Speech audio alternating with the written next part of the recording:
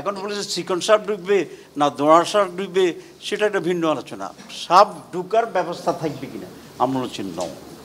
Chief justice কিভাবে নিয়োগ হবে, এক্ষেত্রে আমরা বলেছি যে সুপারসিড করার কোনো সুযোগ যেন না থাকে, একজন আরেকজনকে ডিঙ্গে যাওয়ার। এই ডিঙ্গানোর কারণেই তো শপথবদ্ধ রাজনীতিবিদেরা বিচারক হয়ে গেছে। তো আমরা বলেছি নো, এখানে সুপারসিড করার কোনো প্রভিশন থাকবে না।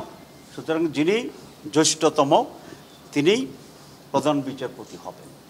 কেউ কেউ কথা বলেছেন যে একটা প্রভিশন থাকা উচিত, কারণ কোনো কারণে জ্যেষ্ঠতম যিনি আছেন উনি যদি উপযোগী মনে না হন, নানা সমস্যা থাকে।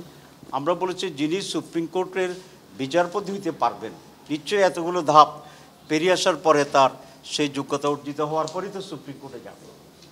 সুতরাং এই প্রভিশন যদি আমরা রাখি দুইয়ের একজন, এর ফাঁকে কিন্তু আবার ওই সুপারসিড করা, রাজনৈতিক প্রভাব বিস্তার করা, লবি করা, হওয়ার জন্য পায়ে ধরা, এসব প্রভিশনগুলো থেকে মূল যে স্পিরিটটা, যে এখানে আইনের ভিত্তিতে যিনি সিনিয়র মোস্ট হবেন, যিনি এতগুলো ধাপ ফেরিয়ে যোগ্যতা অর্জন করে এখানে আসবেন, তাকেই করতে হবে।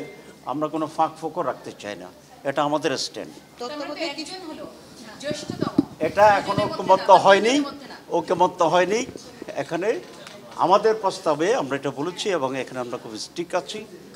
কোনো দল দুইজনের একজনের কথা বলেছেন, তো দুইজনে একজন থাকা আর পাঁচজনে একজন থাকার ভিতরে আমাদের নীতিগত কোনো ডিফারেন্স আমরা দেখি না।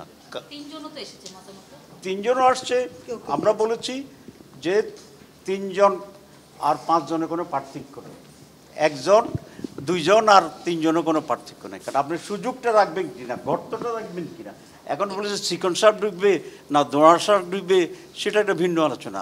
সাপ ঢুকার ব্যবস্থা থাকবে কিনা আমরা বলছি ন। জরুরি অবস্থার সময় সকল অধিকারকে স্থগিত করা যাবে না।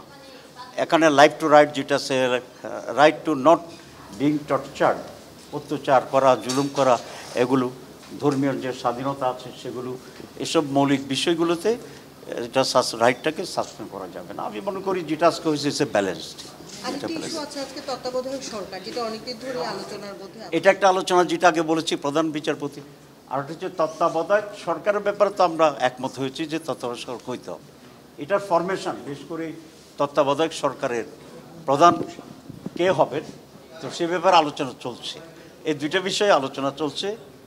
আমাদের স্ট্যান্ড ছিল যেটাকে একটা প্রাতিষ্ঠানিক রূপ দেওয়া, যাতে কেউ আসে কেউ করে যায় না। এবং সেই প্রাতিষ্ঠানিক রূপটা প্রথমে কমিশনেরও প্রস্তাব ছিল যে রিটার্নিং জ্যেষ্ঠতম, তারপরে না হলে তারপরে, এরকম 5টা অল্টারনেটিভ বিচারপতিদের কাছে আমরা দিয়েছি। কারণ আমাদের অভিজ্ঞতা হচ্ছে সচিবেরা যখন প্রধান হয় তাহলে এটা 14 থেকে 24-এ নির্বাচন হয়ে যায়।